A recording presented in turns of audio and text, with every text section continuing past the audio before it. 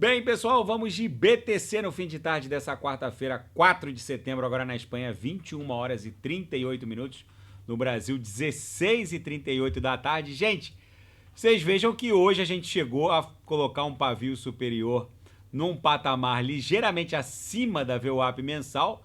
Na máxima bateu 58.519, mas aí acabou travando, voltou para um patamar ligeiramente abaixo da VWAP mensal. Mas aquela mega agulhada da madrugada em que a BTC bateu 55.606 foi uma bela armadilha de ursos, segue totalmente vigente a nossa cunha. Agora, para mim, a BTC, na minha leitura, vai buscar algo próximo a 63. O mundo cripto voltou a ficar esverdeado, tava um mar vermelho, mas tem muita gente olhando a fotografia e não o filme. Se a gente colocar no semanal, realmente a coisa ficou feia. Mas no mensal e no anual, a coisa tá ficando bonita. Porque o mês de setembro, historicamente, é um mês que não revela um padrão exatamente comprador. Até nos anos de halving, vou até botar na tabela aqui de como o mês de setembro performa em relação à criptografia. Até nos anos de halving, olha aqui, em 2016, em 2016, setembro acabou fechando no positivo, mas em 2020 fechou no negativo e em 2012 também fechou no negativo.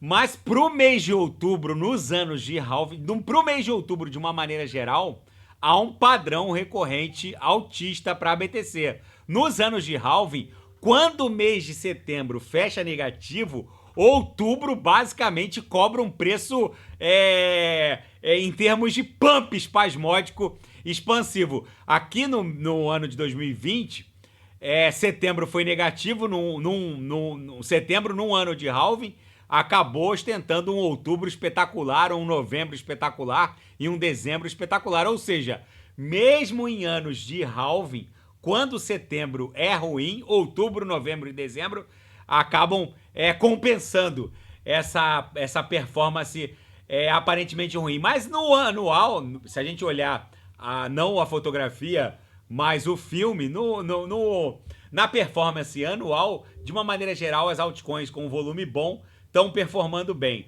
Aqui no gráfico semanal, não tenho o que falar, a BTC encontrou uma laje para chamar de suporte na base da banda de Bollinger.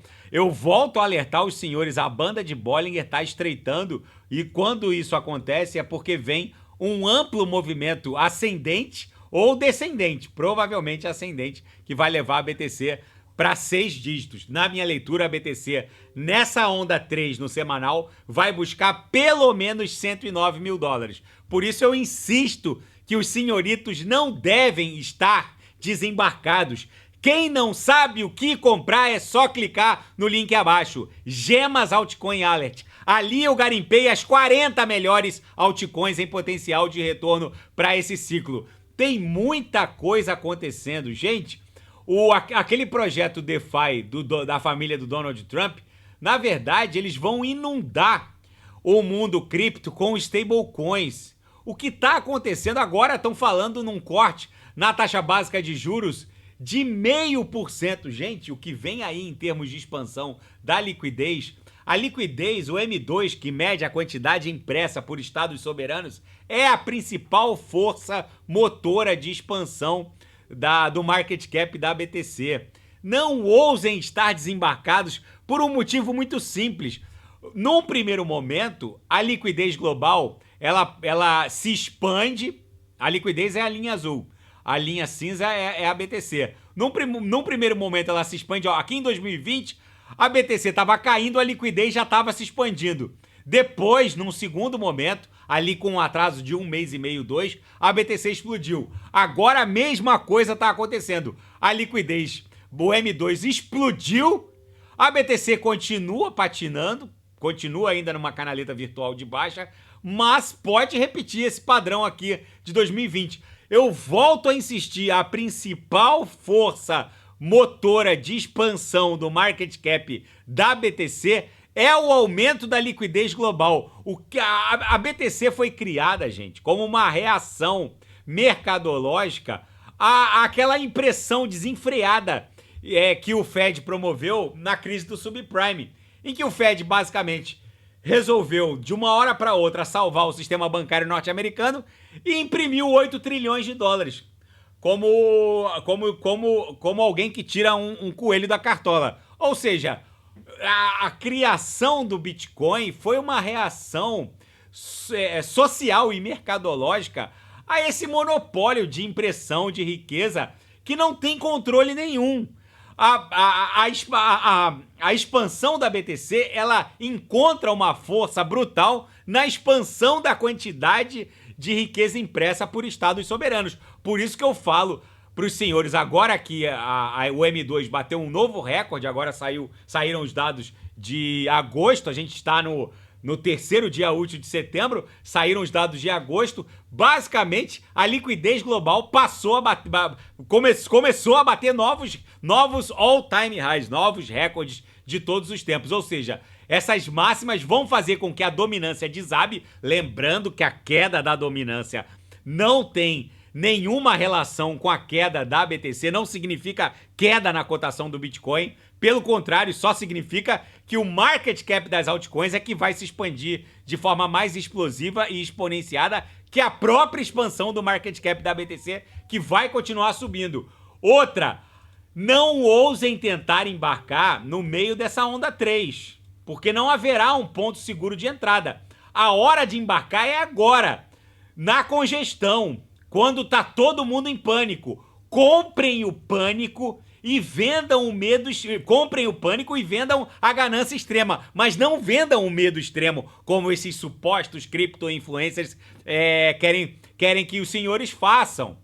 Esses supostos cripto-influencers que estão pedindo para os senhoritos venderem agora o medo extremo são os mesmos que vão alugar Ferraris, Lamborghinis e aparecer nas redes sociais quando a BTC explodir para 109, 110 mil dólares e o índice do medo e da ganância buscar de novo 88, 89, eles vão aparecer de Ferrari e Lamborghini alugadas e vão mandar os senhoritos comprarem a ganância extrema. Aí, meus amigos, a BTC basicamente vai corrigir de 111 para 88. Aí o sujeito vendeu o medo extremo para comprar a ganância extrema. Aí não dá. Aí reclama que o mundo cripto é muito violento. Eu volto a insistir. A hora de embarcar é agora. É na congestão. É enquanto a gente está desenhando essa onda 2.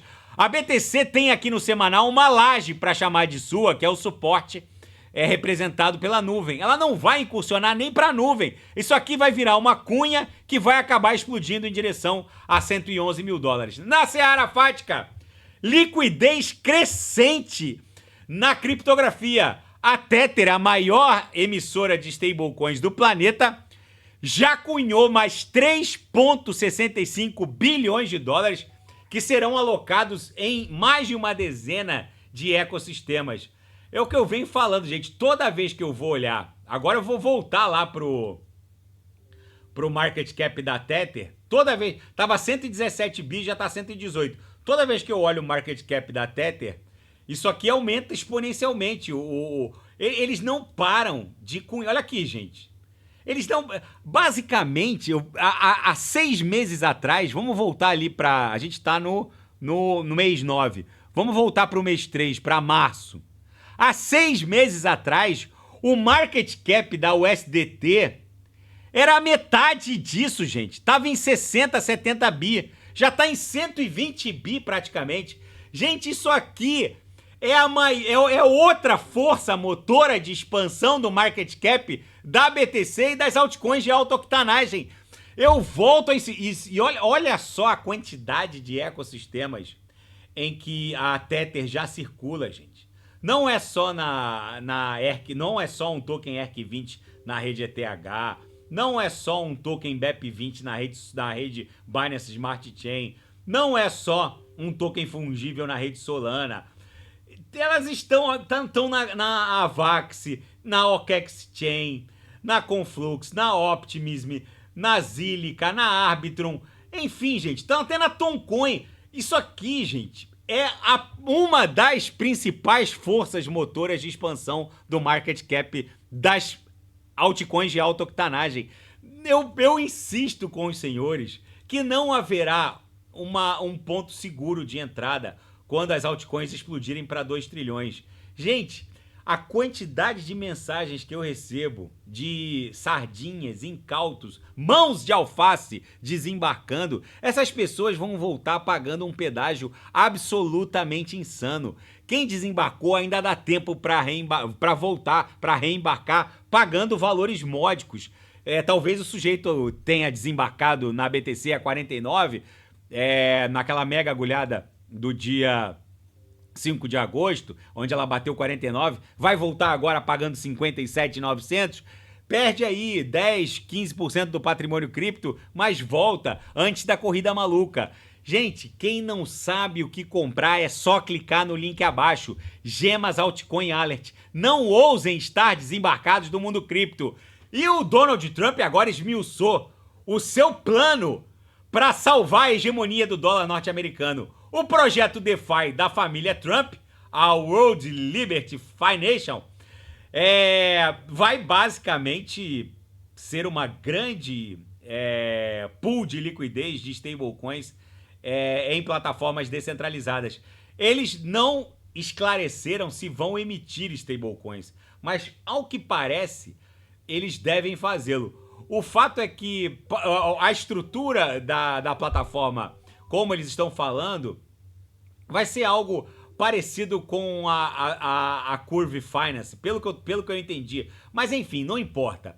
O fato é que ambos os partidos democratas e republicanos, ambos eles têm uma visão crypto-friendly em relação à expansão das stablecoins. Mais de uma vez, tanto a campanha da Kamala Harris, antes da Kamala Harris, na época do Biden, e a própria campanha do Donald Trump, eles já reportaram que eles entendem que a hegemonia do dólar norte-americana pode ser perpetuada com a expansão das stablecoins, que em última análise são pareadas a 1 para 1 contra o dólar. Então, se os russos agora estão autorizando a quitação de obrigações transnacionais via o USDT, o USDC, basicamente eles estão usando o dólar. Então, há um consenso entre democratas e republicanos no sentido de que a expansão das stablecoins garante a perpetuação da hegemonia do dólar norte-americano. Agora, os senhores param para pensar. Todo esse mundaréu de stablecoins inundando as DeFis, o que os senhoritos acham que vai acontecer lá na frente com a liquidez de todos os ambientes de finanças descentralizadas? Vou até dar refresh aqui na Defilhama, só para vocês entenderem uma coisa. Se a gente somar a liquidez de todos os ecossistemas e todos os protocolos, Lido Finance, a Aave, somar toda a riqueza bloqueada em ambientes de finanças descentralizadas, hoje a gente chega no número ridículo de 81 bilhões de dólares. Gente, até o final desse ciclo, esses 81 bi estarão na casa das dezenas de trilhões de dólares. E pela lei de Metcalfe, quantos senhoritos acham que estará valendo uma ETH, uma Tron, uma Sol? Gente, isso aqui vai catapultar de uma maneira. O valor de uma rede é exponencialmente proporcional à base de usuários e à quantidade de dados e riquezas que essas redes fazem trafegar. Um iOS só vale 3 trilhões, pertence à Apple, que é uma rede centralizada, não é uma rede DEX. Ou seja, o iOS pode dar freeze no faturamento da Rockstar lá, que vende o GTA, pode dar freeze no faturamento da Minecraft. Enfim, o iOS pode fazer o que quiser, porque é uma rede centralizada. Mas ali trafegam dados e riqueza em nível suficiente para se valorar a Apple em 3 trilhões. Ponto. Se já há mais dados e riqueza trafegando na Web3, isso é uma obviedade, o que a gente pode concluir? Toda a Web3 hoje vale 2.0 tri. Se já existem mais dados e riqueza trafegando na Web3 do que num iOS, por exemplo, por que um iOS vale 3 trilhões e toda a Web3 somada só vale 2 trilhões? Gente, pela lei de Metcalfe, o mundo cripto está criminosamente subavaliado. Não ousem estar desembarcados do mundo cripto neste exato momento. Isso aqui vai explodir num pump espasmódico em direção a 2 tri. Na seara geopolítica e finanças internacionais, o ex-presidente do Fed de St. Louis disse que o Banco Central norte-americano provavelmente vai promover uma aterrissagem suave e que ela inclusive já foi alcançada, mas hoje muitos economistas dizem que a maior probabilidade é que o primeiro corte na taxa básica de juros seja de 50 pontos base ou 0,5%. Gente, se cortarem 0,5%, eu acho que o mundo cripto começa a sua explosão, a sua tração parabólica. O mundo TradeFi hoje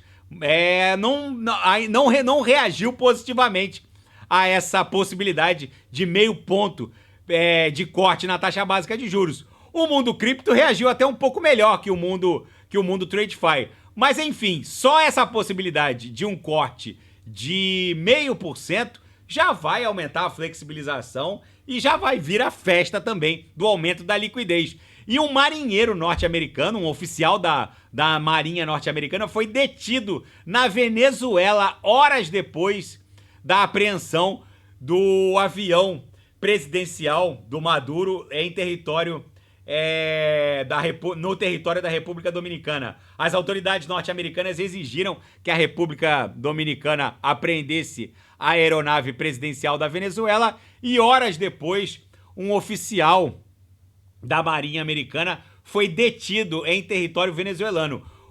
A Marinha Americana disse que ele não tinha autorização das Forças Armadas do Pentágono para visitar a Venezuela. Ele estaria lá para tratar de assuntos pessoais, mas agora criou um problema institucional para o Pentágono.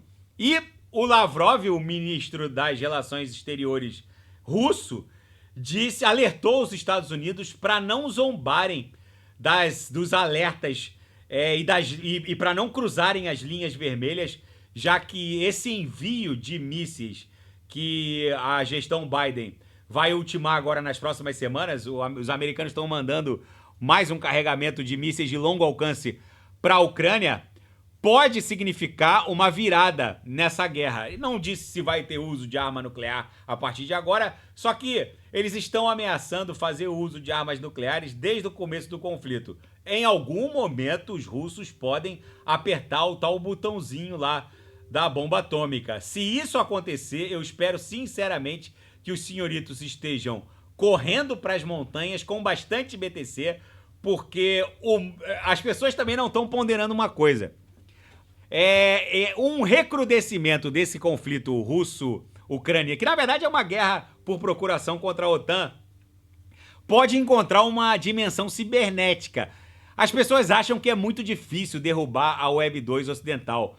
Todo mundo acha que vai acordar todo dia e olhar o saldo ali certinho do Nubank, do Banco do Brasil, mas essa web centralizada, ela é muito sujeita a uma série de... É só ver o que aconteceu com a cloud da Microsoft, que por causa de um firewall que não funcionou, um antivírus bugou toda a nuvem e fechou 80% dos aeroportos do planeta. Essa Web 2 é suscetível não tem redundância para começar, é suscetível à interrupção do funcionamento. Isso já não acontece com a Web 3. Por isso que as pessoas não estão considerando uma dimensão cibernética desse conflito entre a Rússia e a OTAN. Gente, se a Rússia resolver amanhecer um dia e cortar o acesso ocidental à Web 2, que não é tão difícil, se cortar 2 cabos de fibra ótica ali que liga Massachusetts ao Reino Unido, basicamente 2 cabos, mas é aquela coisa. A Web 3 tem milhões de redundâncias. Agora a Web 2 não tem, ela depende de 2 ou 3 cabos de fibra ótica, são capazes de derrubar e a Web 2. Se a Rússia resolver derrubar a Web 2, os senhores vão entender a forceps, a grandeza da Web 3, o nível de segurança e a quantidade infinita de redundâncias que tornam essa força computacional não passível de ataques, como esses que podem acontecer, são ataques potenciais, mas podem acontecer e vão acontecer até o final dessa década. Provavelmente a gente vai presenciar, um dia a gente vai amanhecer e todas essas grandes nuvens que hospedam o site da Receita Federal do Brasil, o app do Banco do Brasil, de um Itaú, enfim, de um Nubank, são nuvens que são facilmente derrubáveis numa dimensão de um conflito geopolítico dessa magnitude, e as pessoas acham que vão ver ali o saldo delas. Num cenário desse, sem internet, sem Web 2 no Ocidente, vocês só conseguem comprar água mineral aqui na esquina com BTC ou ETH. Só que as pessoas só vão entender isso a hora que elas precisarem efetivamente de uma força computacional descentralizada. Tá bom, pessoal? Se nada fugir do script, eu volto amanhã para analisar a própria BTC. Fiquem com Deus e quem quiser sugerir alguma análise, é só colocar nas mensagens abaixo. Até amanhã, grande abraço, fiquem com Deus.